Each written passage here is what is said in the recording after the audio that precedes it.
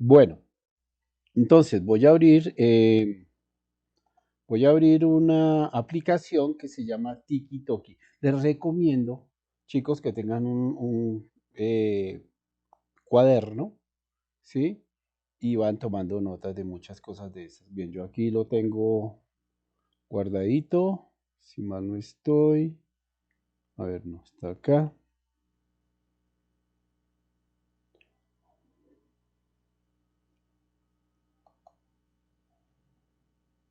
Listo.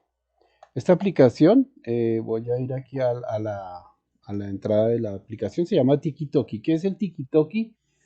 Son aplicaciones que suele darnos la red para trabajar en línea, que teóricamente son gratis, son, digamos, teóricamente porque es por un tiempo o una cantidad. Algunos por un tiempo quiere decir, por ejemplo, usted puede descargar toda la suite de Adobe, pero a la vuelta de 2 semanas ya no le sirve. ¿Sí? Usted puede trabajar durante 2 semanas o un poco menos, y después ya no le sirve y después ya va a ser un problema volver a reinstalar ese mismo acceso desde internet porque no se lo va a permitir, ya tiene usted que pagar y además la máquina queda casi como marcada, el computador queda casi como marcado porque usted puede intentar instalarlo de otra manera, pero no lo deja porque queda como lo que dicen los ingenieros de sistemas con una especie de galleta o con un seguro que cada vez que usted vuelva y lo instale le dice, no, esa licencia ya no le funciona. Y ahí lo único que le da es que tiene que tener un código para poder tener acceso otra vez a todo lo de Adobe. Ese es un riesgo, ¿sí? Entonces, esta aplicación es para crear líneas de tiempo. Me sirve para muchas cosas, obviamente, y básicamente para crear una línea temporal, ¿sí? Manejar una temporalidad, manejar una secuencia temporal, si así la llamamos, pero igual, así como ISU y otra serie de aplicaciones que hay por ahí, pues me permitiría también ser muy flexible para manejar no por fecha, sino manejar por datos, digamos, un proceso como el que van a llevar ustedes ¿en qué? En imagen fija, perdón, en este tercer semestre en el modular, ustedes podrían hacer una bitácora de trabajo aquí, con cronología, así decir, tal día comenzamos esto, tal día comenzamos esto, y al final tendrían como esa bitácora que les serviría también como parte de su producto modular para que vieran la evolución de un trabajo y que sencillamente estos grupos sí están teniendo precisamente eso, un trabajo. Bien, a mí me parece ideal utilizarla para, por ejemplo, hablarles de la historia de la fotografía, porque estamos hablando de fechas, de cronología. Siempre que hablamos de la historia, de la memoria, de todos esos conceptos que tienen que ver precisamente con esto, pues es súper ideal trabajar esto. Entonces, ¿para qué la usarían ustedes? Si yo les voy a empezar a hablar de la historia de la fotografía, voy a hablar hasta comienzos del siglo XX o finales del siglo XIX, que es como cuando ya la fotografía ya no es sencillamente un hobby, sino que ya empieza a volverse una actividad profesional y empieza a rayar ya en el tema del arte, ¿sí? Ya se le empieza a considerar un arte más. Eh, y de ahí para allá viene todo el tema tecnológico, toda la evolución tecnológica. Y lo que harían ustedes como grupo es trabajarme más bien los autores. O sea, en el caso de la fotografía, los autores son los fotógrafos. Son los que han hecho o los que han marcado de alguna manera, ¿sí?, el camino conceptual de la fotografía. Los reporteros gráficos, los fotógrafos de retrato, ¿sí? Que también que son diferentes, que son otra línea, el fotógrafo de publicidad, el fotógrafo de modas, ¿sí? Vamos a el etnofotógrafo, obviamente, ya que estamos hablando de temas de etnografía, que es lo que vamos a abordar este semestre, entonces seguramente trabajaremos también ese perfil, especialmente ese perfil, donde encontraremos varios autores. Yo les daré una lista como de fotógrafos, ¿sí? Ustedes hacen el grupo, después de que yo tenga los grupos, les voy a enviar a cada grupo 2 o 3 opciones de fotógrafo y van a empezar a hacer una investigación, ¿sí? Voy a explicar ya sobre una línea de tiempo que yo tengo para eso. Lo que tengo que hacerme es registrarme, ¿no? Cuando usted entra aquí al TikiToki, pues normalmente le pide eso, un número de registro, un usuario, ¿sí? Una clave y algunos datos, ¿no? Obviamente el tema de edad para saber que no es un menor de edad, ustedes ya saben el tema de la base data, la regulación y todas esas cosas que hay aquí. Y este código de clase que aparece acá solo se utiliza cuando yo creo una línea de tiempo, ¿sí? Pero los incluyo a ustedes. Entonces yo digo, vea, yo quiero que usted trabaje sobre mi línea de tiempo, entonces genero un código con el que usted es el único que puede entrar a trabajar o a reeditar, ¿sí? Sobre ese material que yo tengo. Como les dije, el Tiki me da una posibilidad de trabajar una línea de tiempo gratis. Cuando ya quiero de pronto tener más, pues el mismo sistema me va a decir, no, hombre, le toca que pague, ¿sí? Y lo que cobra esta gente normalmente es, como de todo ahora, es un arriendo, ¿no? Lo mismo que pasa con Adobe. Adobe me cobra mensualmente. Esta gente, si no estoy mal, lo que cobran es una anualidad, ¿sí? Al año vale tanto y usted puede utilizarla y hacer todas las que quiera. Y lo tiene ahí como recurso. Si yo pertenezco ya a un departamento de comunicaciones de una multinacional o de una empresa, pues hombre, para mí sería ideal tener una aplicación de estas, que además la puedo trabajar inclusive desde un celular, para mis diferentes presentaciones. Digamos que yo tengo que hacer presentaciones sobre informes de la empresa en lo que se llama la infranet, que es toda la información dentro de la empresa. Entonces yo puedo tener un recurso de este y seguramente van a empezar a encontrar ustedes muchas otras clases de aplicaciones y recursos que me pueden servir para eso. Bien, como yo ya tengo una clave de acceso aquí, ¿m? Entonces creo que ya había entrado. Entonces, de todo lo que le hablé ahora, esta es la página. Voy a volver otra vez la página inicial, como les sale a ustedes cuando ustedes entran al Tiki ¿no? Ahí está el nombre. Y si ustedes obviamente no tienen ningún usuario ahí, pues les va a tocar inscribirse. Si ustedes van a loguearse, pues va a decir ustedes no existen y tienen que hacer todo el registro. Como les digo aquí en la parte de abajo, ni siquiera sin que ustedes necesiten bajar, él mismo los lleva automáticamente a esto. Y aquí donde hacen la inscripción de su nuevo, le dicen aquí que quiere hacer un nuevo usuario, ¿sí? Y comienza a llenar estos datos, ¿no? Como les dije, un seudónimo, crean una clave de acceso, un password, colocar un correo, en lo posible es mejor que coloquen el institucional, porque o ciertos correos él suele rechazar los ciertos correos personales. La edad, por lo que digo, de la Vedas Data. Y como les decía, este código realmente es cuando yo quiero que ustedes trabajen, que alguien trabaje sobre mi línea de tiempo, sobre mi material. Hay que agregar términos y condiciones como de costumbre y decirle esto y entonces empezar a trabajar. Cuando ya tiene acceso, entonces ya le deja crear. Inmediatamente ustedes hacen esto, aquí ya les va a salir una ventana con la nueva línea de tiempo y cómo la van a llamar y cómo la van a trabajar. ¿Sí? Vamos a ver. Lo que pasa es que aquí ya hay una y no me va a permitir crear una nueva línea de tiempo. Vamos a hacer el ejercicio con alguno de ustedes. Entonces voy a crear, vamos a salir de este.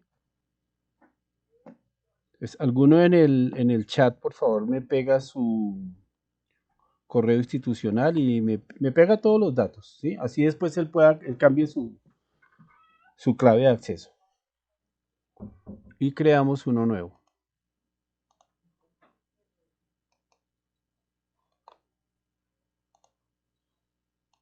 ¿Quién es el voluntario o la voluntaria? Natalia puede ser.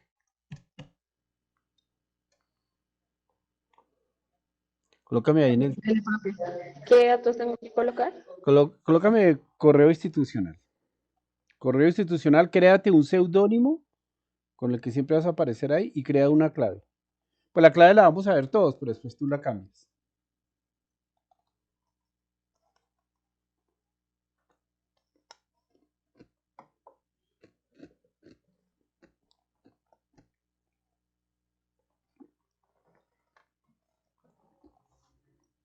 Todos los que estén frente a un computador, por favor, vamos a hacer lo mismo, ¿no? Y una vez creamos esto.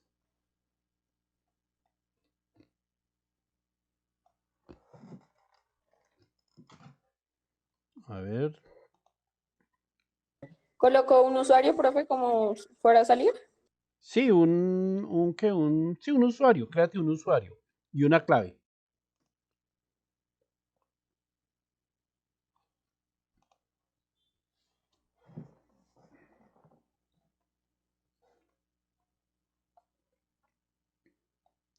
Ese sería tu usuario, ¿cierto?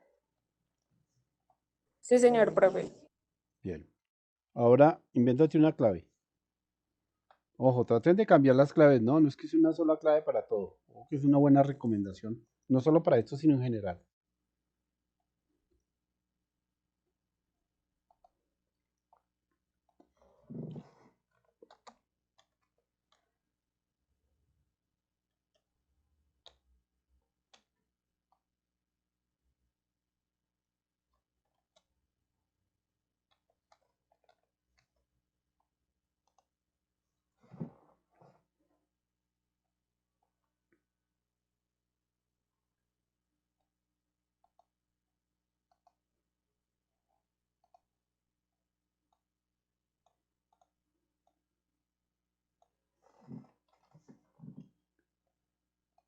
Listo, entonces, ¿cuántos años tienes, Natalia? 19. 19. Ok. Entonces le digo que me cree un usuario nuevo, ¿no? Agrego términos y condiciones. Listo. Como les decía, ahí ya sale mi primera línea de tiempo, como la 21, entre otras porque es gratis, ¿no? Entonces le vamos a colocar un nombre a esta línea de tiempo. Como ustedes lo van a hacer de autores, le voy a decir que el nombre que le voy a colocar es el de este fotógrafo que se llama Steve McCurry, ¿sí? Y colocamos así.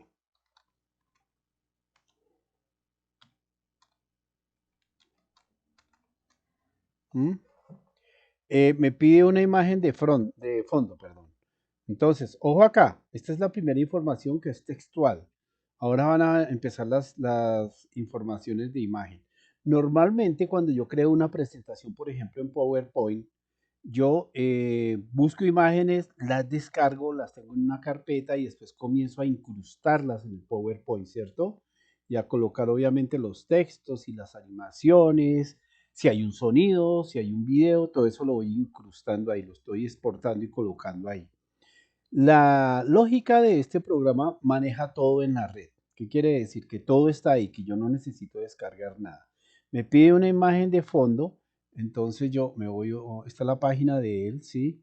Entonces entro, digamos, a una galería, entremos a esta, ¿m? Vamos a ver de las imágenes.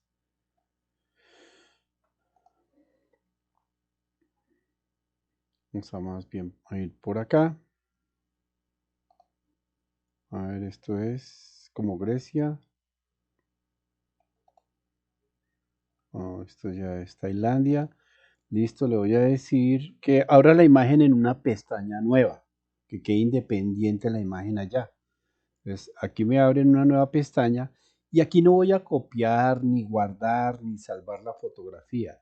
Lo que voy a hacer es copiar la URL, o sea, la dirección que me creo ahí, que me la abrió en una página nueva, pero que viene desde ese sitio web, que en este caso es la página del fotógrafo. Copio esta URL, esta dirección, ¿m? Y me voy otra vez al Tiki y la pego aquí donde me dice imagen, ¿cierto? Ahora, el background de color, que esto es hexadecimal, y ya vamos a entender este semestre que es un, que es un color hexadecimal, es ese, ¿sí? No sé si es negro o es blanco, no sé, después lo miraremos. Y yo lo puedo variar también, de acuerdo a eso. Y lo que necesito ahorita es la cronología de cuándo a cuándo arranco. Entonces voy a ir aquí donde Steve McCurry, a ver si de pronto, bueno, aquí biografía. Sí, entonces me dice que Stephen McCurry nació en Filadelfia, pero no me está dando aquí el año. Es un poco tímido el señor para contarnos cuántos años tiene o algo así. Entonces lo que vamos a hacer es abrir otra página y hacer una investigación un poquito más profunda, pero ya Profe, en... Wikipedia dice que 23 de abril de 1950. Exacto, eso es lo que vamos a hacer. Entonces que Wikipedia nos dice que el 24, ¿el 23 de abril de cuánto? No, 24, 1950. aquí dice 24 de febrero, no sé, ahí sí están Ush. en conflicto. Pero bueno, dejémoslo en marzo para que no tengamos problemas. Pero digamos eso. Entonces me voy otra vez aquí a mi TikTok y le digo, yo cuando comienzo a hablar de él, Pues puedo comenzar en 1960, así como me lo dice acá esto, pero como fotógrafo, ¿cuándo me interesa él? O sea, cuando él comienza profesionalmente a ser un fotógrafo. Miremos en Wikipedia, dice que él hizo estudios de cinematografía en la Universidad Estatal de Pensilvania. Entonces habla aquí de que tras trabajar en King of Prussia, en Pensilvania, durante 2 años se fue a la India a trabajar por su cuenta en 1978. O sea, como fotógrafo me interesa en 1978 y es lo que voy a colocar acá. 1978, ¿cierto? Y no importa, le puedo decir cualquier, que se fue a trabajar conociendo a los norteamericanos, ellos siempre trabajan a comienzo del año, en la mitad están en verano que no les gusta trabajar por el tema del calor, o después en otoño comienzan. Ahora se fue para la India, es un sitio donde no hay estaciones, no sé. Entonces ahí sí me deja un poquitico mm, como fuera de fecha, pero no sé, coloquemos cualquier fecha de estas, le decimos confirmar y esta es nuestra fecha de comienzo. Y el final, pues hasta nuestros días, ¿sí? Entonces confirmamos que hasta el 2020, no sé qué estará haciendo hoy el señor, pero digámoslo que hasta ahí. Y le creamos una nueva línea de tiempo. Entonces él empieza a salvar. Nótese, aquí ya sale la línea de tiempo con la imagen que habíamos copiado y aquí está toda la cronología. Bien, como meto eventos ahí, me dice que él comienza a trabajar en esa época y le digo que creo nuevas historias. Hasta ahí pregunto, ¿ha sido todo claro, Sí, señores? señor. Sí, señor. Ok, bien. Profe, yo tengo una duda. Cuénteme. ¿Nosotros vamos a hacer eso con los autores que usted nos mandó por Moodle? Los autores. Ah, ¿lo de las lecturas? Sí. No, no. Ahorita hablamos de las lecturas, ¿sí? Es un material que les di para que fueran buscando los libros. Ahora, los libros están en la universidad, por eso les envié los números topográficos, pero nosotros no podemos ir por libros a la universidad. Entonces aquí, a ver, la universidad es un poco, digamos, delicada con el tema de los PDFs. Por ejemplo, yo no puedo subir PDFs que no me haya dado la universidad de libros, ¿sí? Que no sean como entre comillas muy legales por temas de derechos de autor y una posible demanda a la universidad. ¿Sí me explico? Entonces, pero ahorita con este tema, pues están siendo un poquito más flexibles, pero igual nos piden que a las plataformas oficiales no subamos cosas que no son, que no las provee la universidad. Yo estoy averiguando con el CRAIUSTA porque me imagino que va a haber PDFs de estos dos libros, a ver cómo ellos nos proveen el PDF, pero sin embargo, eso lo va a hacer en el curso de hoy a mañana. Sin embargo, si no es así, igual yo tengo los PDFs, entonces yo se los estaría colocando, pero ni por correo ni por el Moodle, sino que les estaría colocando los PDFs de lectura a través del WhatsApp, que entre otras para eso es la idea de ese grupo. Cuando ustedes hagan la lectura de los dos libros, lo que van a hacer es un pequeño ensayo, ¿sí? Alrededor de lo que entendieron de los dos libros. Tanto Bartés como el otro autor o la otra autora, lo que plantean es una mirada diferente de la fotografía. Lo que quiero que empiecen a pensar ustedes también es que la imagen es mucho más que sencillamente el registro. Como en una época se hablaba del fotógrafo. El fotógrafo es una persona que registra el momento. No es así, porque si por ejemplo, un autor como este, perdón, que estoy abordando para esta línea de tiempo, es un etnógrafo, es un fotógrafo que viaja por el mundo, ya lo vieron ustedes aquí lo alcanzaban a percibir un poquitico aquí en sus galerías de fotografías, que viaja por el mundo y que consigna, ¿sí?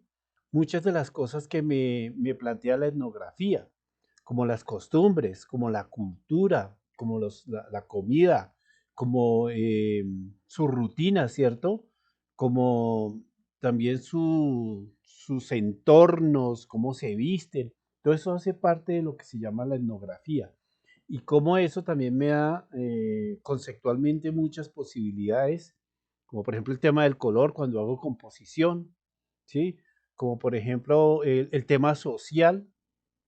Mire, más que una imagen de estas que nos puede, que más no nos puede contar, ¿sí? o una de estas, que obviamente es como un teatro de ballet, una cosa así. Todo eso nos plantea la etnografía. Un fotógrafo como estos entonces me permite hablar de esos lenguajes. ¿M? Pero si me voy a un fotógrafo de conflicto como Farhos o Horfaz, perdón, o como Capra, que es uno de los estandartes de la fotografía durante la mitad del siglo XX, ¿sí? Por mucho tiempo hizo fotografía de la Guerra Civil Española, después de la Segunda Guerra Mundial. Muchas de las imágenes de Capra le sirvieron a Steven Spielberg para hacer una película que se llama En busca del soldado Ryan, para pensar en la fotografía, para pensar en las tomas y todo eso. Entonces, el fotógrafo es determinante para eso, pero no sencillamente como una persona que captura las imágenes, sino es el fotógrafo empieza a ser una persona que convive y que vive el entorno que lo rodea, esté donde esté. Por eso un fotógrafo como por ejemplo, Ríos, del que hablamos, me gusta hablar mucho de él, que estuvo en la universidad y todo, fotógrafo colombiano, o Edgar Abad, ¿sí? Son fotógrafos que han convivido el conflicto colombiano, que han estado por todas las zonas de Colombia, que han retratado, que nos han contado, que a veces eso les ha implicado a ellos problemas, porque hay gente que no quiere que se enteren de cosas como por ejemplo los señores paramilitares o los factores de violencia que hay en diferentes zonas, que a veces no les interesa que él cuente o que ellos cuenten, porque en realidad el fotógrafo ya empieza a ser un narrador visual, ¿sí? Y como lo he dicho, el lenguaje visual es uno de los lenguajes más rápidos frente a los sentidos del ser humano, ¿no? Bien, entonces, ustedes van a hacer la lectura de esos dos libros, van a crear un ensayo, van a buscar imágenes en internet y en un documento de Word yo ya les diré las condiciones del trabajo, cuántas cuartillas, o sea, cuántas páginas, y van a buscar fotografías que de una u otra manera representen lo que ustedes están, es como si estuvieran escribiendo un artículo, ¿sí? Los famosos papers de los investigadores. Empezar a acostumbrarme a que yo tengo que escribir artículos y cosas de esas, ya cada vez se acerca más para ustedes, ya entran en el rol de esto. Entonces lo que yo quiero hacer es un análisis sobre la lectura de dos libros que me dice alrededor de la fotografía. Y busco imágenes que de una u otra manera me evocan los conceptos y las cosas que dicen ahí. No se trata de tomar el libro y textualmente copiar y pegar párrafos, no. Se trata de hacer una interpretación muy de ustedes, muy de cada uno de ustedes, a manera de ensayo. Y ya saben, el ensayo es como una forma de escritura de lo más libre que hay y que el ensayo realmente, como dicen muchos escritores, es el que sí marca el estilo en la escritura de un comunicador en este caso, ¿cierto? Y asimismo también van a empezar a desarrollar actividades de investigación, a buscar las imágenes y todo eso. ¿Queda claro? ¿Quién me preguntaba? Sí, señor. Sí, señor profe. Ah, ok. Bien. De todas maneras, muchachos, cuando ya pongo una tarea, yo coloco en el Moodle como las condiciones, ¿sí? La descripción. Vea, aquí me tienen que hacer esto, esto, esto y esto. Para que no tengamos ningún problema de que, profe, es que yo no estuve en esa clase, o la grabación que usted hizo quedó muy mal y no entendí, o el teléfono roto, ¿no? Yo le pregunté a un compañero que tampoco había estado, pero que había estado en otra clase y en la otra clase usted dijo otra cosa. Entonces el teléfono roto termina siendo mala información. Entonces por eso siempre verifiquen en su Moodle cuando les coloque un trabajo o una tarea de estas, que ahí está la información. Si por algún motivo no aparece la información o una muestra, que es lo que hacemos cuando trabajamos con Photoshop, voy haciendo una muestra del trabajo, les digo, ahí está la muestra de cómo debe quedar eso. Obviamente explicado, no es, venga, haga una muestra y chao, miren a ver cómo lo hacen, no. En la clase he explicado paso a paso y después dejo una muestra de cómo debe ser el arte final, por llamarlo así. Sí, así lo determinamos los diseñadores también.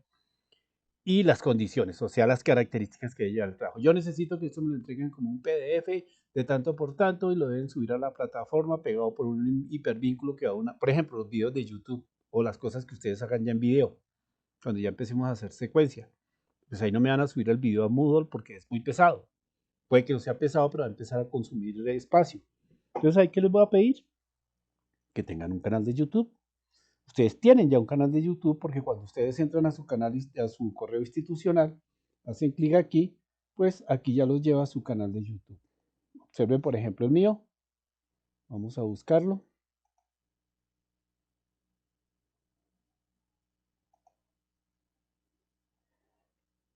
Entonces, este es el canal mío, ¿sí? Donde tengo muchas cosas de la universidad, los eventos de Comunica, todo lo que se ha hecho con el semillero de fotografía o lo que se hizo con el semillero de fotografía, algunos cursos que he dictado en intersemestrales, algunos material de promoción, aquí hay una promoción de un congreso que hicimos. Esto, por ejemplo, que es un material que los hipervinculo cuando estemos hablando de la luz en la fotografía, entonces pues hago un clic y me va a llevar a este Dependerá del material aspecto que ofrece. que me va a hablar sobre precisamente conceptos de fotografía. Entonces ustedes en ese caso van a tener un canal de YouTube, ¿cierto? Y van a subir el trabajo ahí y lo que me van a colocar en Moodle es un documento en Word con el hipervínculo, ¿sí? Con la dirección URL de ese video. Específicamente, cuando ustedes suben el video, YouTube les bota eso, ese video. Sabemos usar canales, ¿cierto, muchachos?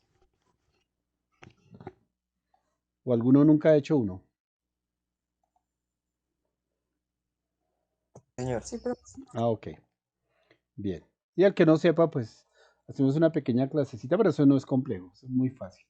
Bien, entonces seguíamos en la línea de tiempo, señor McCurry. Dijimos que necesitábamos más información. ¿Dónde tenía yo lo de Wikipedia? Acá, entonces él me dice que su carrera como fotógrafo comenzó con su cobertura de la guerra soviética, ¿cierto? En el año que dijimos, 1978, más o menos. Listo, dejémoslo aquí, ¿cierto? O no, podríamos también agarrar todo el párrafo, que fuera un poquito más de información. Entonces, su carrera como fotógrafo, vestimentas de... Y sacó los... bueno, eso es todo anecdótico lo que dice ahí. Helicópteros. Listo, hasta helicópteros de guerra. Sí, yo como que edito lo que necesito colocar, copio, ¿cierto? Y me voy acá y aquí hay un botoncito que se llama administrador. Lo prendo y le voy a decir crear nueva historia. Entonces en la nueva historia me pregunta qué es lo que va a colocar de información. ¿Sí? En esta parte. Entonces pego eso acá y me dice cuándo pasó eso. Entonces me dice que en el 78, pero ya no hablemos de este mes, sino por ahí de octubre, por decir algo. Vemos que ya lleva un mes trabajando y entonces ahí sí ya lo mandaron a Afganistán, ¿cierto? Y el dato final, pues el mismo. Digamos que duró en Afganistán, no sé, por ahí un año y algo. Eso cuando uno se va a ese trabajo de campo es largo. Digamos que hasta febrero del 79, ¿cierto? Y el título de la historia es Primer Trabajo, por decir algo, ¿cierto? Listo. Salvamos. Entonces, noten que aquí apareció. ¿Lo ven? Pero pues no tiene imágenes. Y qué bueno tener imágenes. Entonces, esta es la información básica. Así están viendo acá, ¿cierto? Y aquí dice otro que se llama media. Entonces voy a hacer clic aquí en media y le voy a decir que quiero adicionar un nuevo medio, un nuevo elemento, pero en este caso un elemento visual. Entonces, los tipos de elementos o imágenes que puedo utilizar aquí son imágenes, obviamente, videos y audios, ¿sí? Y eso va a quedar solo en esta pestaña. Por ahora va a ser una imagen, entonces me voy otra vez a McCurry. No sé si aquí en su página, a ver, News and Events. No, de pronto sí donde estábamos, pero toca buscar ese Afganistán. Entonces miremos aquí. A ver si encontramos algo de la época de Afganistán de él. Sin duda. Es muy prolijo, ¿no? Él tiene mucho, mucho trabajo. Sí, pero no veo nada del conflicto, que debería haber bastante.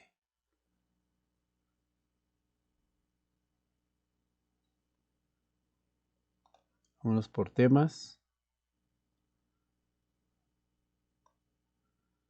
Ese es el trabajo de ustedes, ¿no? Comenzar a sentarse. Pero, ¿cómo voy a hacer? A ver, no sé si de pronto aquí encuentre algo de eso.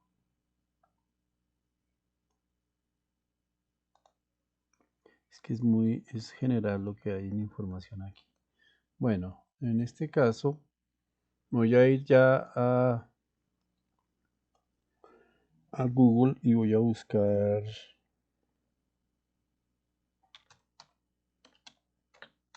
Curry fotos conflicto. Profe, creo que en la página en Fine Arts, Ujú. Prints, ahí salen fotos, porque ahí está la foto de la niña Cana. Ah, sí, sí. Porque es que aquí sí me... Bien, esa es una icónica, ¿no? Esta foto de la niña de Afganistán y después hablaremos de ella. Sí, creo que aquí nos falta más, ¿no? Vamos a mirar a ver si de pronto... Quisiera ver es como la... Porque es que él ya se vuelve demasiado etnógrafo cuando ya están en Afganistán, ¿no? ¿Tú dices que en la página de qué? En la página de él, hay una parte arriba que dice Fine Art Prints. Ah, Fire Al lado Prince. de, ajá, Sí, ahí salen varias fotos y salen de Afganistán. sí, ya estoy viendo acá.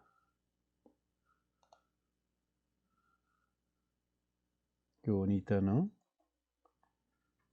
Sí. Muy bien. Entonces, abrámoslo. Como les digo, abrir una imagen, una pestaña nueva. ¿Sí? Aunque no sería la ideal. Es que esta niña afgana es un retrato, como buen retrato, es vertical. ¿Mm? Es que hay mucho de la India. No sigo sin ver. Bueno, esto sí, bueno, que esto ya es. Esto no es Afganistán, sino es Irak, Kuwait, cuando la guerra del Golfo. Bueno, en fin.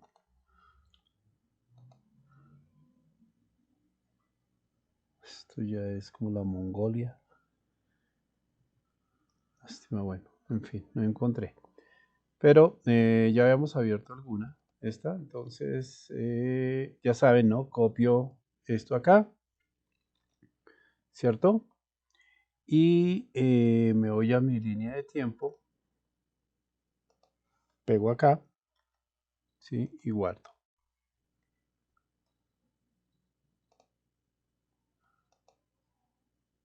A ver qué pasó. Ah, perdón, la copié donde no era.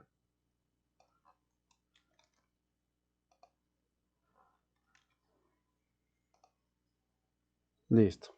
Entonces ya quedó, si notan, ya quedó mi primera etiqueta con una imagen. Cuando yo le digo more, ¿sí? Él me abre ya una ventana un poco más grande. Voy a cerrar aquí para que yo pueda tener una mejor exposición. Si yo quiero agregar más cosas, mientras digamos que tengo un párrafo demasiado grande y quisiera agregar, no sé, un video, ¿m? Entonces me voy aquí. Aunque videos ni audios, pues no vamos a colocar por ahora, solo vamos a trabajar imágenes fijas, pero vámonos a otra de esas imágenes que hemos encontrado por aquí. Digamos esta, precisamente la niña afgana. Ah, vea, aquí hay una como chévere.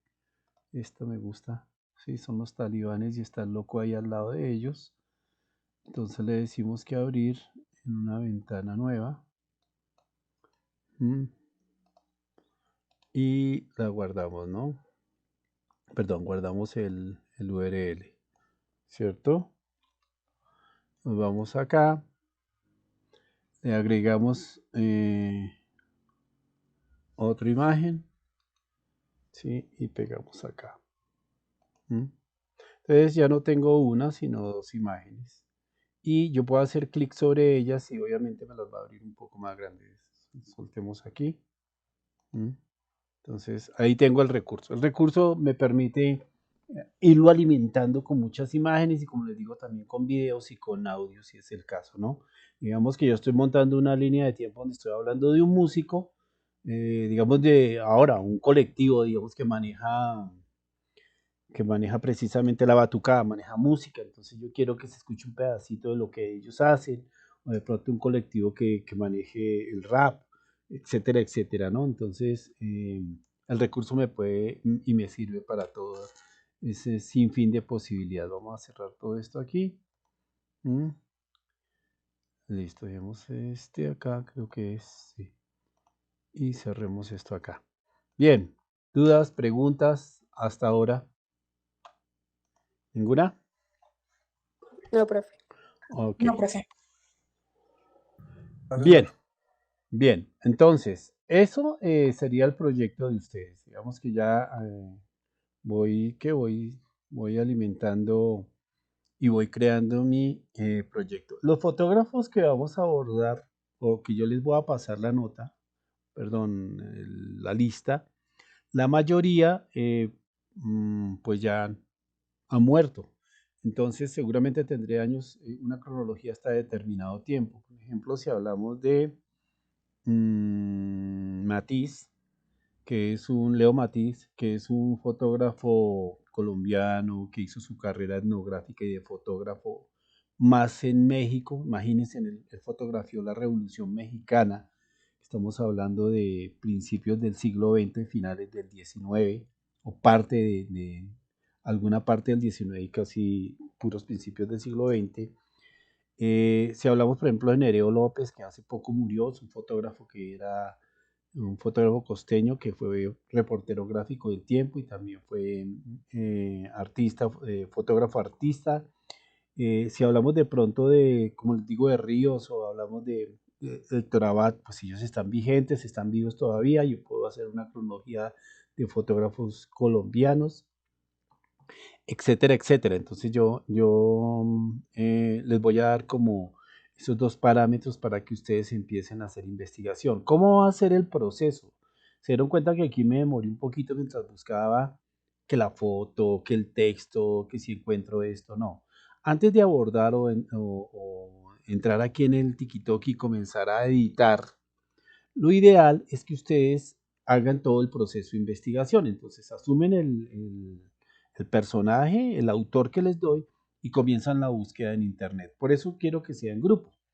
Entonces, algunos van a buscar por un lado, otros por otro lado, van a coincidir de pronto en las fuentes, de pronto van a encontrar los mismos sitios, pero lo ideal es no, vea, yo encontré esta foto de él, yo encontré más cosas sobre el tema, ¿sí? Más de la bibliografía, de pronto también se pueden distribuir el trabajo, es decir, yo me encargo de todo lo que es la parte bibliográfica y el recorrido como fotógrafo con el texto y ustedes se encargan de buscar o usted se encarga de buscar las imágenes, ¿sí?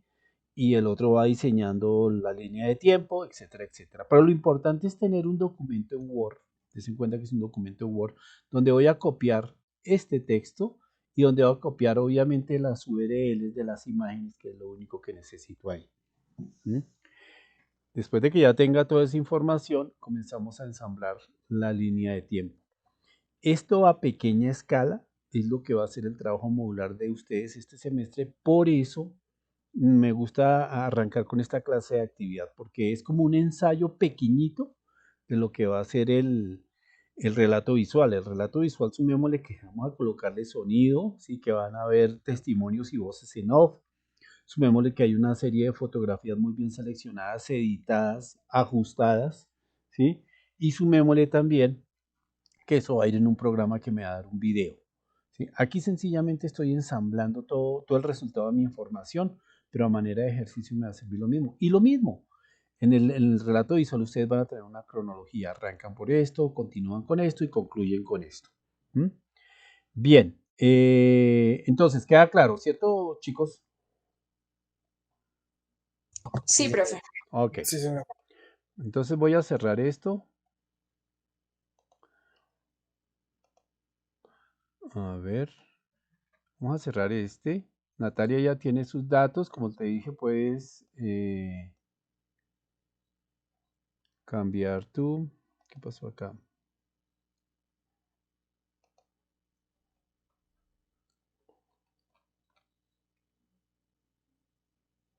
Cambiar tus claves, ¿sí? Y tu usuario para ya editar tu línea de tiempo. Listo. Entonces vamos a empezar a hablar de la historia de la fotografía. Sí, como les digo, yo lo hago también a través de esta línea de tiempo. Lo que normalmente no puedo hacer es abrir acá y comenzar después, una cosa que se me olvida, empezar a navegar con esto para no estar buscando ahí los punticos, sino que ir en la cronología, ¿no?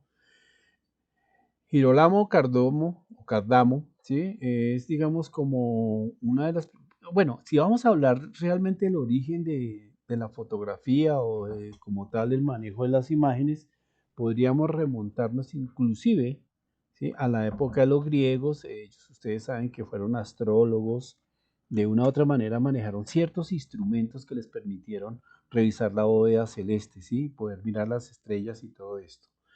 Era un poco, y después los árabes, ¿cierto?, que fueron, digamos, como el tercer o cuarto imperio que hubo en cronología en la historia de la humanidad, pues ellos también comienzan, los árabes lo que tienen es que empiezan a trabajar mucho la matemática y la geometría, y eso también les permite de una u otra manera meterse en el tema de la cosmología y todo esto, ¿no? Y desarrollan una serie de pequeños elementos para poder hacer esas observaciones a la bóveda celeste. Entonces, él logra crear, por eso es que hablamos ya en el 1771, él logra crear como una especie de avance en la óptica, ¿no? Un primer acercamiento a lo que se puede decir que es un lente, ¿sí? Estamos hablando casi de 300 años antes de la aparición de la fotografía. Bien, Christopher Schneider, ¿sí?, inventó un sistema de paralelógrafo, que es como una especie de elemento, y todavía existe eso, que le permite a uno ampliar y reducir los dibujos, ¿sí?, a partir como de una especie de calco, ¿sí?, con una serie de regletas que me permite aumentar o disminuir esas imágenes, ¿sí?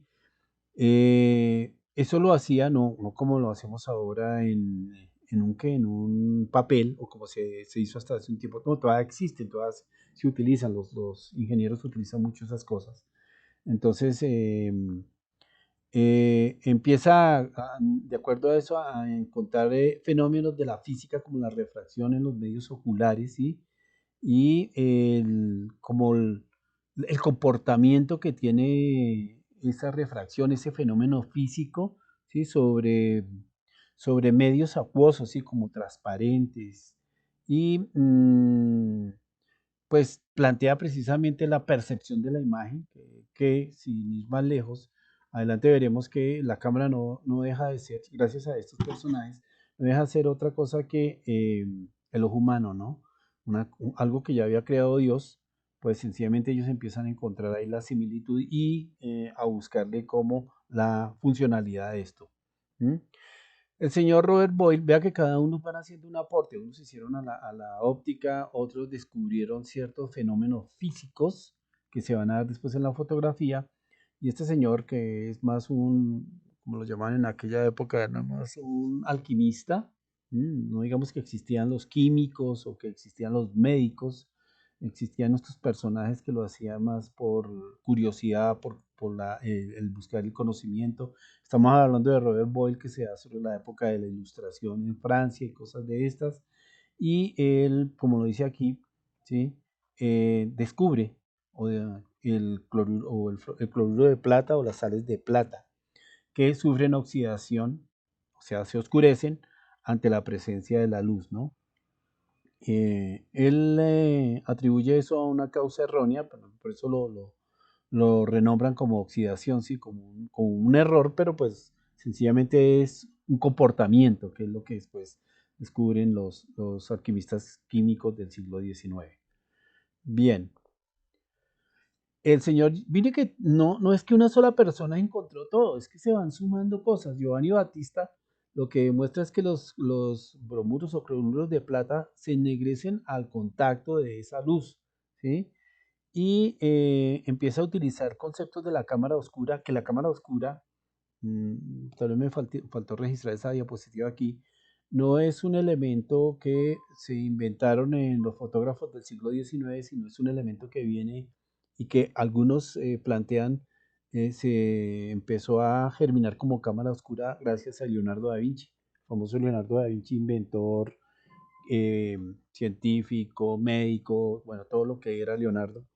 Y él planteó los inicios de la cámara oscura por un accidente, ¿no? Porque dicen que él hacía su siesta, él vivía en Venecia, hacía su siesta y una pesada cortina de estas dejó filtrar, cuando él se levanta deja filtrar la luz, por un pequeño orificio y lo que notó es que al otro lado de la habitación, sobre una pared se proyectaba toda la Plaza San Marcos, la plaza emblemática de Venecia, y pues eso como buen inventor, como buen científico, le causó curiosidad y comenzó a trabajar sobre los principios de la caja negra, ¿no? Entonces,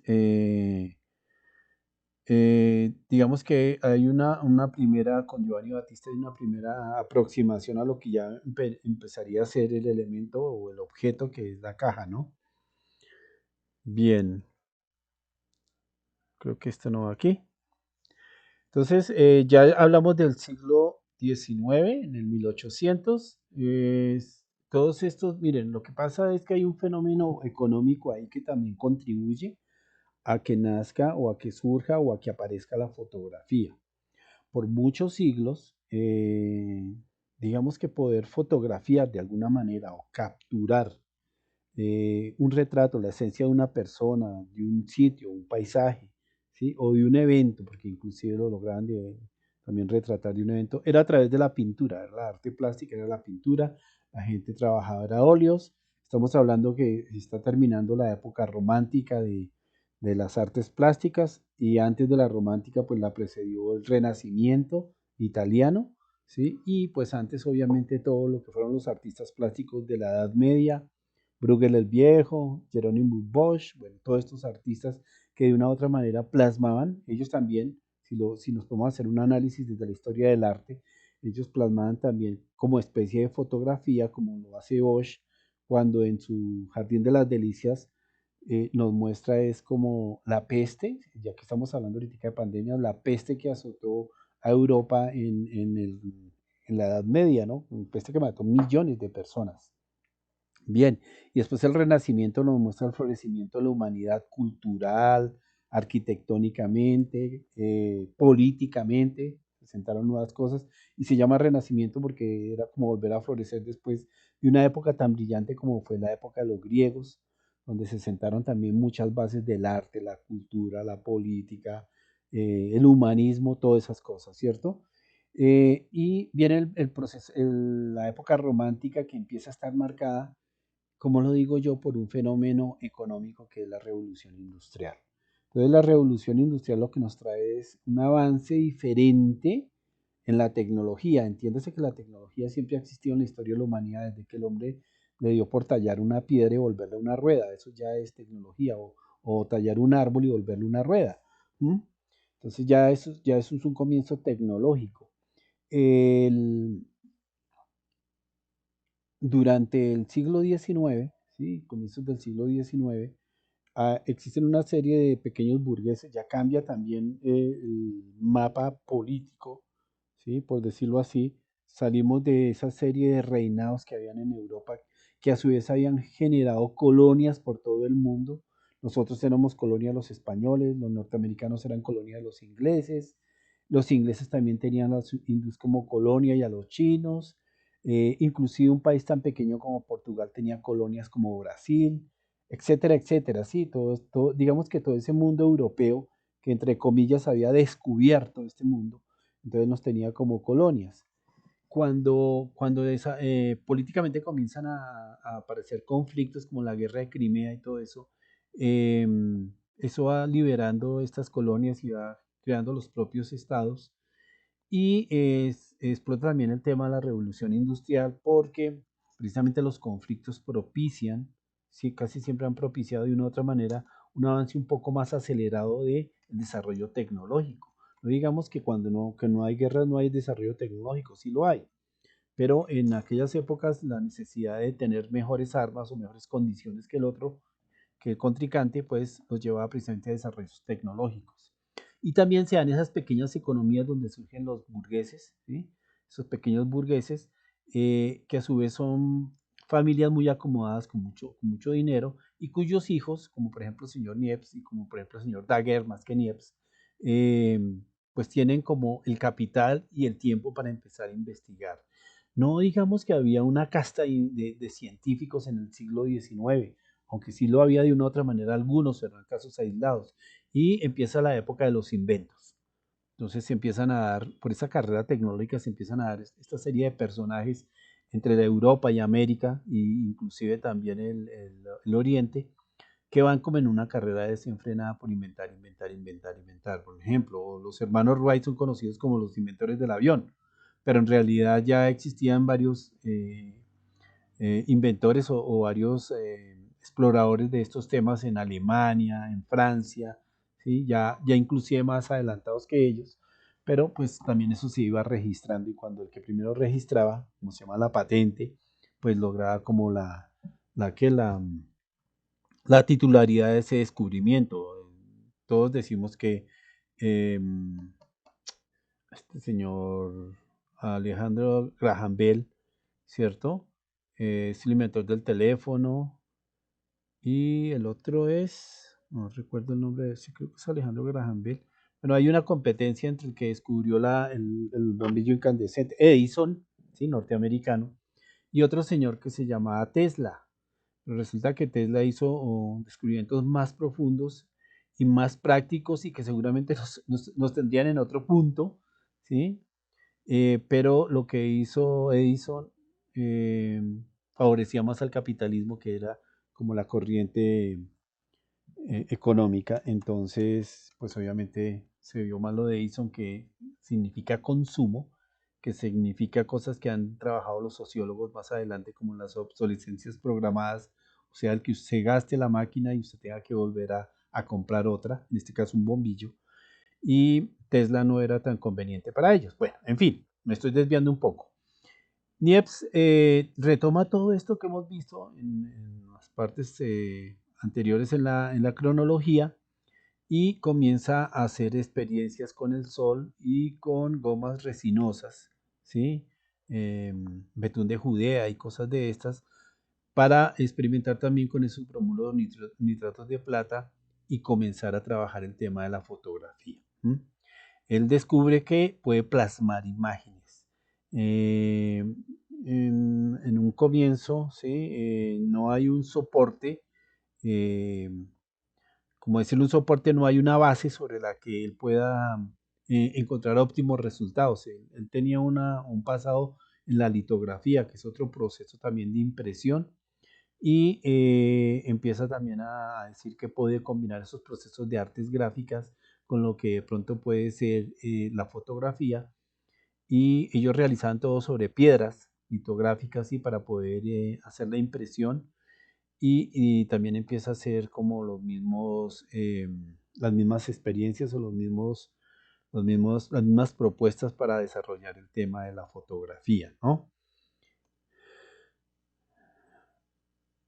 El señor Herschel, bueno, sucedía una cosa con las experiencias de Niepce, que cuando usted capturaba la imagen, usted veía la imagen, pero no se sostenía, o sea, desaparecía. Iba esfumándose y era etérea, era momentánea. Entonces él empieza también a retomar otras experiencias como la de Herschel, que él lo que hace es que inventa como un tiosulfato, que es como el primer fijador. Él es más químico todavía, ¿sí? Hace el proceso de la cinotopía, que es fotografía negativo-positivo, que tampoco se utilizaba mucho, y obviamente las sales de plata para ser fijadas con sodio, que es lo que decía el sulfato, y le informa esto a un señor que se llama Daguerre, ¿sí? Daguerre era un señor todavía más rico que los otros, un hijo de un burgués mucho más rico, y que se interesa mucho en el tema de Niepce y de Herschel, y comienza a trabajar. Voy a adelantar un poquitico aquí y después volvemos a esto. Estamos con el señor Daguerre. Comienza a popularizar la imagen, ¿sí? Entonces empieza a proponer, y aquí ya es un tema social, eh, el que usted se puede hacer retratos y que ya no tiene que someterse a lo que estaba acostumbrado, que era un pintor que hacía ese retrato, que se demoraba meses, que usted casi que tenía que tener era como un hijo suyo, porque usted tenía que tener mucho capital para poder sostener a esa persona que le estuviera haciendo retratos. Hablemos de Goya, por ejemplo, en la corte española, pero estamos hablando obviamente del 1700. Eh, eh, que usted tenía que sostener a esa persona o Miguel Ángel en el Renacimiento con los papas para que él a su vez le estuviera haciendo a usted pues los retratos de su familia, pintar sus palacios, sus cosas de esas. Era como una especie de fotógrafo muy costoso, ¿cierto? Y que se demoraba bastante. Entonces, Daguerre propone a la sociedad francesa el tema del daguerrotipo y empieza a popularizarse el, el daguerrotipo como una manera de tener retratos y tener esas imágenes. Él, como les digo, retoma ya todos los procesos para que se sostenga, pero estos daguerrotipos van sobre vidrios. ¿M? Y el problema del daguerrotipo es que si se parte el vidrio, pues precisamente se pierde la imagen, ¿no? No hay como una posibilidad, además, de hacer copias de un daguerrotipo, porque los daguerrotipos van en positivo, como la imagen que estamos viendo aquí de Daguerre. ¿M? Bueno, voy a volver un poquito hacia atrás, ¿sí? Para que hablemos de esta imagen. Dentro de las experiencias de Niepce, existe esta que es como todo el mundo determina, la primera imagen que se evidencia como imagen fotográfica en la historia de la humanidad, ¿no? Eso está en la ventana del estudio de Niepce, ¿sí? Y hay otra también que veremos adelante, que es donde se evidencia el primer ser humano en una fotografía, ¿no?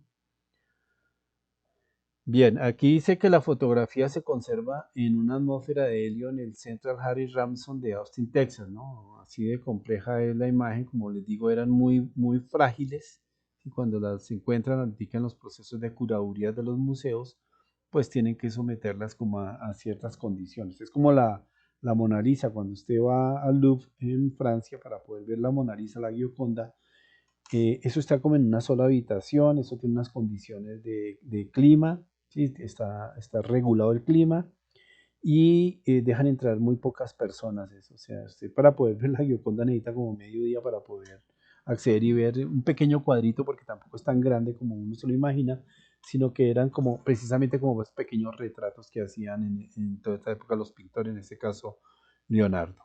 Bien. El señor W. H. Talbot descubre el calotopio, o calotipo, perdón, que es un procedimiento fotográfico que consiste en un negativo de papel, a partir del cual se podían conseguir copias, que era el gran problema del daguerrotipo, ¿no? Él ya logra que podamos tener varias copias. A ver, existía una práctica, como lo dije hace un rato, que era el grabado, ¿sí? Y todo lo que es litográfico. El litográfico era una piedra que me permitía imprimir muchos, y estamos hablando inclusive de mucho antes, la imprenta de Gutenberg, que me permitía tener muchas copias del mismo texto o la misma imagen en el caso de los grabados, ¿no? Entonces, ellos se proponen también que la fotografía debe tener a su vez alguna manera, ¿sí? Que se pueda hacer copias de eso. Y Fostalbo es como ese personaje que permite finalmente, ¿sí? Con sus experiencias con negativos de papel, poder hacer copias ilimitadas de la misma imagen. Cuando estábamos en el tema presencial el semestre pasado, pues una de las actividades que hacíamos en el laboratorio con la caja negra era hacer un negativo en papel fotográfico. Como les dije, si las cosas se dan para el otro año, pues seguramente haremos un taller para que puedan ver la magia de los bromuros de plata actuando frente a los reactivos, o sea, los químicos, y también frente a lo que usted captura como imagen desde su cámara rústica, que es esa caja de cartón. Bien. Entonces, aquí me hace una descripción de todo lo que es el negativo, la sensibilización del nitrato de plata, o sea, sensibilizar primero el material, coger una hoja de papel, plasmarle en bromuros o nitratos de plata para poderlo volver fotosensible, esperar una reacción física, que es cuando la luz golpea este elemento a través de una cámara o a través de una caja negra. En este caso, las cajas de ellos que no eran de cartón, sino eran de madera, ya tenían como un lente y después un proceso químico que es someterlo a los reveladores y a los fijadores, ¿sí?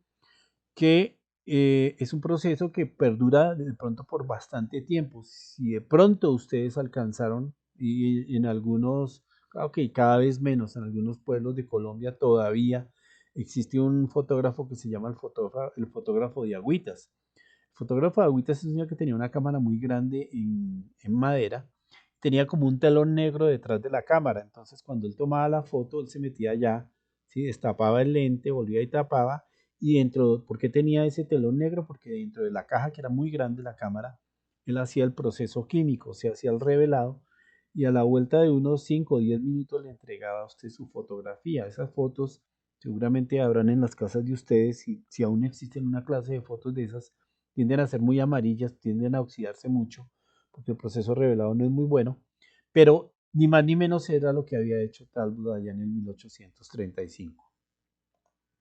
Bien, hasta ahí vamos claros, muchachos. Sí, profe. Bien, Sí, entonces, profe. recuerdan que les hablé que Niepce es el que tiene la primera evidencia de una fotografía, que es la ventana del estudio de él. Asimismo, él también tiene lo que se puede llamar la evidencia del primer ser humano en una fotografía. Miren, observen esto, ¿sí? Esto es lo que se llama los campos elíseos ahora, ¿no? Pero obviamente es en aquella época. Si ustedes se dan cuenta, aquí hay un señor y hay otro señor, ¿sí? Este señor tiene levantado el pie porque le están brillando los botines, ¿sí? En esa época usaban era botines. Y ellos aparecen no porque la hayan tomado a las 5 de la mañana, ni mucho menos, era mediodía, se necesitaba muy buena luz en aquella época para poder tomar una foto, precisamente porque el material todavía no estaba refinado. Las sales de plata, si ustedes se dan cuenta, también hay como una textura en la fotografía, como un grano, con todo y que esta foto ha sido ya manipulada digitalmente para que se vea más nítida. Era un proceso manual, era un proceso que hacía cada fotógrafo, sensibilizaba su papel, pero como le digo, eran sales muy gruesas y era muy difícil poder capturar la imagen porque necesitaba mucha luz, mucho tiempo de exposición. Una cosa que veremos adelante cuando hablemos de los tiempos de exposición. Entonces, obviamente no podía tomar la foto a las 5 de la mañana, a las 6 de la mañana, porque la luz era muy regular, o por la tarde, sino que ellos trataban precisamente de buscar las horas intermedias del día donde haya buena luz y también condiciones, ¿no? Que no estuviéramos en invierno, que no estuviéramos en otoño, donde suele ser la luz muy gris en Europa, sino que estuvieran como en verano. Bien, y si es esa la hora donde están el resto de los coches y las personas, ¿por qué no se ven? Pues sencillamente porque eran tiempos de exposiciones muy prolongados, ¿sí? Podemos hablar tranquilamente de 5 o 10 minutos de exposición, mucho tiempo. ¿Mm? Y en 5 o 10 minutos obviamente la cámara no alcanzaba a percibir eso, solo al señor que están envolando y al que lo está envolando o al que le está brillando los botines, porque ellos permanecieron, digamos que entre comillas, bastante tiempo quietos, ¿no? Y bien quietos. Por eso la evidencia de este ser humano o este par de seres humanos en esta fotografía, la primera evidencia ¿de qué? De una imagen. Eso los motiva a ellos ya, que bueno, ya conocemos el proceso de la fotografía, ahora hay que empezar a especializarlo, ¿sí? A volverlo más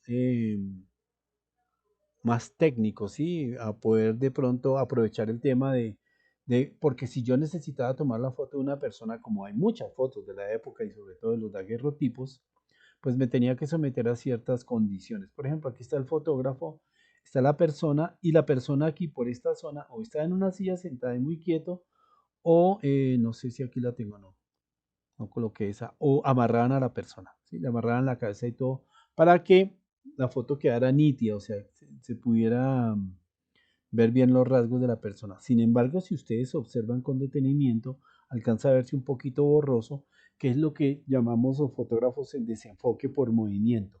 Y es que a velocidades muy bajitas de exposición o a tiempos muy bajitos de exposición, la imagen tiende a volverse borrosa, ¿sí? Va perdiendo, por ejemplo, miremos este dedo aquí, va perdiendo la nitidez que tiene la otra mano que sostiene un tabaco, ¿no?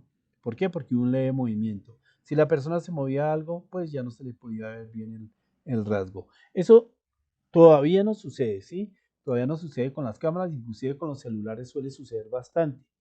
Si el movimiento es muy brusco, la foto que usted tome con un celular en condiciones muy adversas de luz, pues tiende a ser borroso, como que, uy, se movió y quedó terrible la foto. No es un desenfoque por movimiento.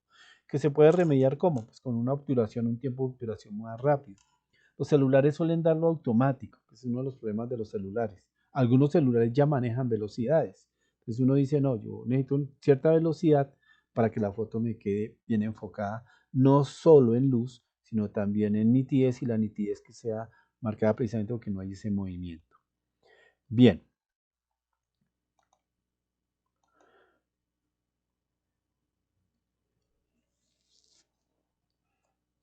Cuando hablamos de Charles Chevalier, estamos hablando precisamente de personas que se encargaron también de comenzar a explorar más ya el tema de las ópticas, ¿sí? Porque es que, como les digo, de aquí en adelante todos estos personajes comienzan a trabajar ya a perfeccionar todo el proceso. El señor Chevalier se encarga de todo lo que es óptica, el señor Herschel, que como ya lo hemos visto antes, propone ya nuevos fijadores, ¿sí? Miren la imagen que hay aquí. A pesar de todo, la imagen tiene ese matiz en sepias, precisamente por eso, porque no era tan, o sea, no se habían determinado todavía los tiempos exactos de fijado, de acuerdo a esos hiposulfitos, y si usted deja muy poco tiempo en un fijador, una imagen de estas, en un proceso químico, pues con el tiempo comienza a oxidarse también, ¿sí? Esto seguramente estará, así como la foto de Niepce, debe estar en un museo en ciertas condiciones, debe haber tenido ya un proceso químico para que se sostenga y para que no continúe su oxidación. Porque lo que pasa cuando usted no fija bien una imagen o no fija bien una imagen es que termina volviéndose totalmente oscura, ¿sí? La luz es muy fuerte y la luz actúa como ese factor de oxidación o ese agente de oxidación que termina desapareciendo esta imagen, ¿no? Eh, Profe, Dígame, profe, dígame. esas fotos que se oxidan se pueden recuperar. No, ya es difícil, ¿sí? O sea, el original como tal sigue igual, ¿no? Pero lo que usted puede hacer hoy, pues hoy por hoy es reproducirla, bueno, ya desde hace bastante tiempo, reproducir la imagen y entonces ya como la reproduce sobre un nuevo medio, en el caso de que sea una película fotográfica, pues ya la va a tener otra vez en grises, ¿cierto? Si yo hiciera una copia con una cámara, la tendría esta o la anterior imagen la tendría en grises. Vamos a abrir esta, ¿sí? Eh, y ahora, pues usted, por ejemplo, yo puedo, esta imagen puedo llevarla a Photoshop y decirle que quiero que me la vuelva monocromática y volverla blanco y negro, ¿no? O lo contrario, ¿no? También no puede uno trabajar con filtros. Pero ya lo veremos cuando lleguemos allá. Bien, Vogel el aporte de Vogel es que comienzan ya a trabajar, bueno, somos un mundo de color, ¿cierto? Ellos empiezan a preguntar que la ventaja que le logran a los artistas plásticos de la época donde hay inclusive conflictos y los pintores y los artistas clasifican la fotografía como un artilugio, como una cosa de circo, ¿sí? Y los fotógrafos se comienzan a defender y proponen que la fotografía es un arte más, ¿sí? Y que es una manera inmediata de poder tener el registro, que precisamente tienen la ventaja del tiempo frente a los pintores para poder crear la imagen, pero siguen en desventaja porque ellos se manejan sobre grises, por los procesos de oxidación o de los malos fijados comienzan a virarse, que es lo como llaman a esto, cuando se vuelve café, sepia, o azul, porque es que también depende del químico que se utilice. Entonces ellos se preguntan si es que no es posible la fotografía en color y Vogel lo que empieza a hacer es un químico alemán, ¿sí? A realizar y a hacer las experiencias para poder realizar un proceso fotográfico en color. Es como los primeros que empiezan a proponer qué se puede hacer, desde dónde se puede trabajar para llegar a imágenes realmente em, cercanas al color. Bien, aquí tengo una referencia de Life. Estamos hablando del 1883, ¿sí? Porque los norteamericanos, como siempre, la mentalidad del norteamericano es que es muy perceptivo al cambio, ¿m? Mientras el europeo es un poco reacio, el norteamericano, bueno, y en general, hablemos del americano, porque es que estamos hablando que los norteamericanos, y allá resulta que ya había inmigrantes de esta zona del mundo y de otras partes del mundo que también proponían cosas y que también querían tomar los cambios tecnológicos. En el caso de ellos, les parece que ya es hora, ¿sí? Y aparecen los grandes medios, aparece el señor, digamos, magnate más grande que había en la época, que era el señor, se me olvidó el apellido de él, fue el que hizo los primeros periódicos, el New York Times y todo esto. Helms, no recuerdo bien. eh, ya surgen los tabloides, ya los periódicos empiezan a ser del cotidiano, sobre todo de los norteamericanos, y ellos se dan cuenta que la fotografía también puede ser un buen elemento de composición, un buen elemento de comunicación que va a ayudar mucho a que crezcan precisamente estos grandes rotativos, estos grandes periódicos, ¿sí? Y surgen revistas como Life, que es una revista de un carácter muy visual y que pues duró hasta el 2007, 2000, sí, algo así, 2004, como versión impresa, ¿sí? Como en papel. Ahorita hoy por hoy todavía existe Live, pero ya es una publicación en línea. Pero Live en la década de 40, 50, 60, 70 y casi 80 fue pues el estándar, las portadas de Life, es como decir ahora, por ejemplo, la portada del Times, de- del New Yorker, de revistas que cuando colocan, bueno, del mismo Rolling Stone, que generan polémica y todo a partir de las imágenes que se colocan ahí. Pues en esta época Life, y por eso su nombre, describía más el estilo de vida norteamericano, ¿no? Así como después National Geographic también surge como una revista que ya describe más la etnografía y el ser del norteamericano, y después salen fronteras y rompen fronteras, lo mismo que Life. Life ya empieza a volverse una publicación donde cada vez que se quiere hablar de algún tema político, social, económico, pues se remite uno a esta revista y es la que nos cuenta lo que está sucediendo en el mundo, como por ejemplo el tema de la guerra de Vietnam, que fue uno de los estandartes de producción de la revista en la década del 60, 70, ¿no? Y National Geographic ya se sale de su geografía nacional, de darse cuenta el nombre, se sale y comienza también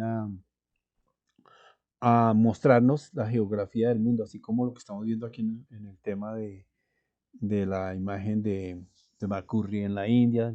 Empieza a abrirnos esas ventanas que de pronto por muchas razones uno no puede, antes no se podía viajar como se puede viajar ahora, y sin embargo, ustedes que tienen la facilidad de viajar a veces, bueno, ahorita no, pero han empezado a surgir otras publicaciones del estilo de Life. Ya no es Life una revista, sino resulta que ya hay canales de youtubers que viajan por todo el mundo y que le van contando cosas, que ya hay canales como el Discovery Home and Health, que le van contando también sus viajes de comidas, de costumbres, todo lo social, todo lo cultural, ¿sí? Todo lo político, ¿sí? Hay otros canales como History Channel que le van mostrando la huella hacia atrás y cómo eso impacta en el presente, etcétera, etcétera, pero todo muy marcado con imágenes. Bien, por eso reseño a Life aquí porque es como de los primeros medios que comienzan ya a trabajar bastante la fotografía. Esta ni mucho ni menos es una imagen de esa época, ¿no? Obvio que no. Esto es el señor Kennedy y su señora Jackie, el presidente asesinado de los norteamericanos, pero bueno, en una, des en cuenta, en una imagen no común de un presidente, sino en su cotidianidad o en su descanso. Bien, eh, el señor Eastman, ¿sí? El señor Eastman, George Eastman, es el primer, digamos que el primero que decide fabricar película en carrete de 24 exposiciones. Pero voy un poquito más allá de que no es nada más decide fabricar la película. Se cuenta que atrás ha habido una serie de personajes que han alimentado, han hecho aportes para llegar a lo que fue la fotografía. Pero Eastman decide democratizar la fotografía, claro, con un fuerte sentido capitalista también. Yo hago eso para conseguir plata. Sí, es mi emprendimiento, como casi todos los emprendimientos, como casi todos los negocios. Ahora los llamamos emprendimientos. En la época de los abuelos decían, "Bueno, voy a montar un negocio". Entonces, él decide que la fotografía ya no puede ser solo de algunos, el que tiene de pronto para conseguir un equipo muy costoso, o la plantilla de fotógrafos de un periódico que el periódico lo sostiene, les da los equipos. No, sino que la fotografía debe ser de todo el mundo, ¿sí? La fotografía, cualquiera debe tener acceso a la fotografía. El señor Eastman es el dueño de una marca muy famosa que se llama Kodak. Se llama porque otra vez volvió a resurgir en estos días o en estos años, ¿sí? Es una marca que emblemática en la fotografía. ¿Por qué? Porque él se encargó de hacer la película, ¿sí? Entonces, el proceso del fotógrafo en los comienzos del siglo XX era que el fotógrafo, como les digo, fabricaba su película, ¿sí? Fabricaba su papel, activaba sus químicos, tenía sus laboratorios y él hacía todo el proceso. Cuando ya comienzan a surgir los medios impresos, los periódicos, las revistas, ellos empiezan a montar sus propios laboratorios de fotografía, las agencias de publicidad, la publicidad ya comienza a aparecer también, empiezan a montar sus propios laboratorios y empiezan también a manufacturar sus materiales o a decirle a pequeños empresarios como a Eastman, oiga, hágame el papel, ¿sí? Él le encuentra que el celuloide, que es como la película de plástico, le permite ser un buen soporte para los negativos. Entonces, los negativos ya van a dar un avance porque ya en una cámara él mete ese rollo, le dice a usted, vaya, tome las fotos, ¿sí? Tráigame la cámara, yo descargo, le hago el proceso y le entrego las fotos. Una cosa que perduró hasta relativamente hace poco, inclusive aún, ¿sí? Con el esquema del Foto Japón, existe como ese servicio automático. Ellos se lo inventan en esa época, como muchas cosas que han tenido los norteamericanos respecto a la calidad del servicio al cliente. Y entonces así democratiza la fotografía. Después le dice a la gente, vea, le voy a vender ya ahora las cámaras y empieza a fabricar las Instamatic, que son unas cámaras, como su nombre lo dice, instantáneas, ¿sí? Que permiten que usted tome eh, las fotos usted mismo y que usted solo le entregue el rollo, ya no le entregue la cámara, ¿sí? Entonces usted saca el rollo y entrega el rollo. Entonces usted ya solo compra rollo, ya no compra no arrendaba ni compraba la cámara para llevarla y traerla cada vez que necesitaba hacer fotos y era una cámara como desechable, sino que ya tiene su propia cámara. Y eso precisamente permite que surja mucha más gente haciendo fotografía, mucha más gente proponiendo diferentes cosas en la fotografía para llegar a lo que hasta nuestros días es la democratización de esta fotografía expresada ahora en un celular, ¿no? Entonces él es el que hace uno de los aportes más importantes al tema de la fotografía porque de una u otra manera propicia que crezca el mundo de la fotografía. Entonces aquí está la cámara de la que les hablaba, este es el rollo, vamos a abrir aquí. Entonces usted entregaba esta cajita, era una caja, ¿sí? Con un pequeño lente, mire que este era el tapalentes, ¿sí? Usted hacía sus fotografías, entregaba el rollo, ¿sí? Y continuaba haciendo sus imágenes la siguiente vez que quisiera. De todas maneras, había que tener cierto capital para tener una cámara esta, no todo el mundo lo tenía. Y además, esta cámara ya manejaba segundos de obturación y me permitía, ¿sí? Tener una cantidad de fotos y manejar, digamos, el defecto, por decirlo algo, del barrido por movimiento, ya corregirlo de una u otra manera, ¿no? Bien.